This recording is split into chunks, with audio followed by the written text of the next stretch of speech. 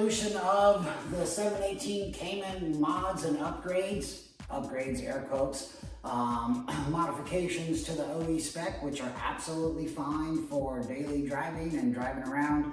I've done these mods due to my track use, and I'm not daily driving this anymore, so I decided it was time to do some mods.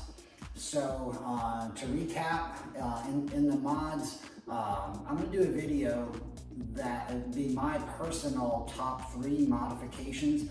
And first and foremost, for safety, is the brake system. That was master cylinder, and then going to the brakes with brake pads and with race pads and with SRF brake fluid. So that dramatically improved the brake performance. For my next modification, which is the most significant in performance, which is a stage 1 tune. Now, I personally went with APR that was available at the time a few years ago. There are others. Maybe in the future I will try a different tune, but for right now, that is perfectly fine. We are over 400 foot-pounds of torque and over 400 horsepower for the little car, and I can outrun most all 911s. The GT3s, of course, is the next level. So, but for the Cayman, stage 1 tune is significant increase in performance. So the third modification that made the most significant difference is going to fully forged wheels.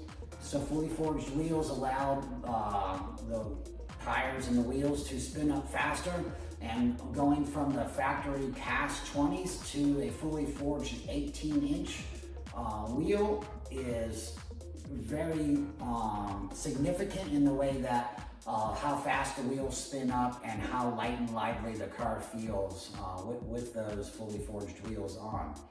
So with which I think is going to be the final evolution in the suspension of the mods, we're going to go with Ohlins Road and Track coilovers. I went with the Vorshlag Upper Camber Plates, and we're going to reuse the factory OE rear upper hats, and went with a KW PASM cancellation kit. I searched the internet for how to cancel the PASM code out, and it's really not a good process for that. I did, however, speaking of code outs, did get my PTV coded out, and I do enjoy the more natural feel when the back end breaks loose and being able to counter steer and do a little throttle steer, if you will. So with that, I have the parts laid out here on the ground in front of me, and we're going to do a little Blair Witch project and go through the parts.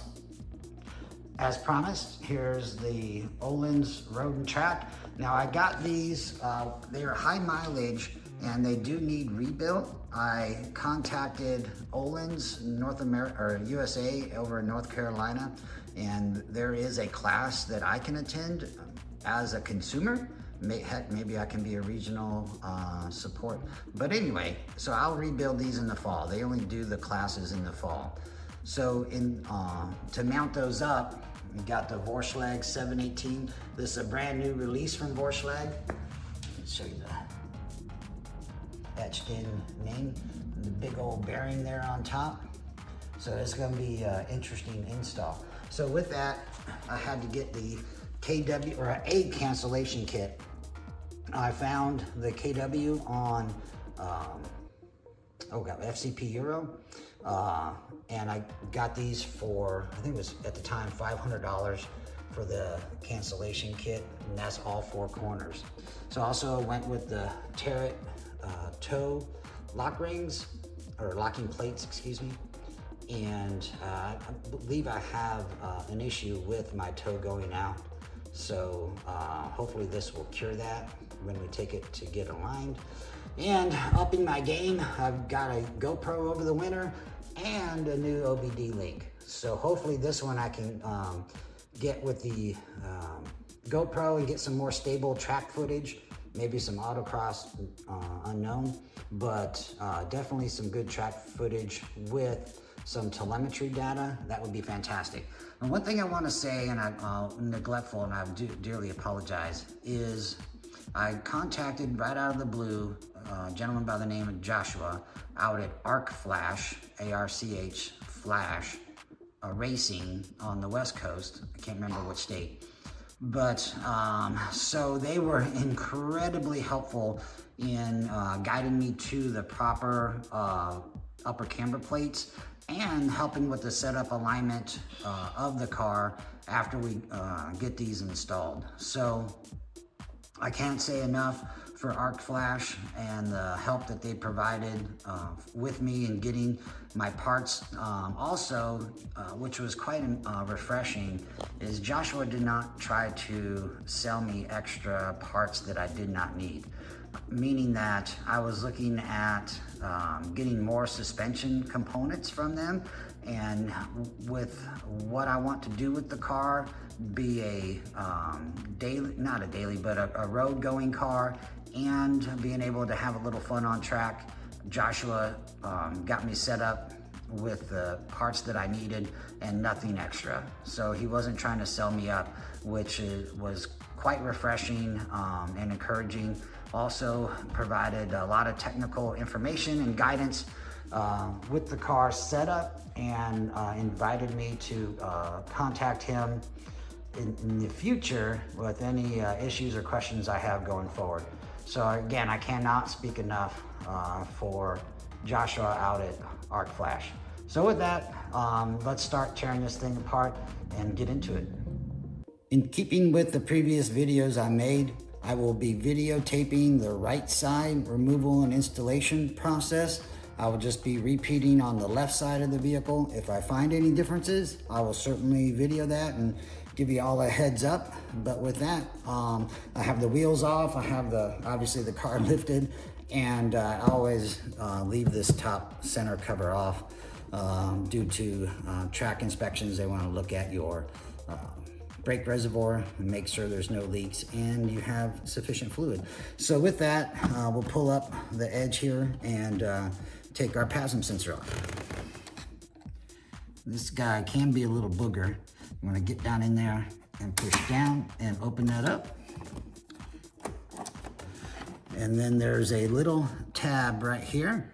You just get a small poking device down in there, and you can pull that straight apart. Made it. There we go. So with that, that's it. Then we'll repeat around all four corners on disconnecting the PASM.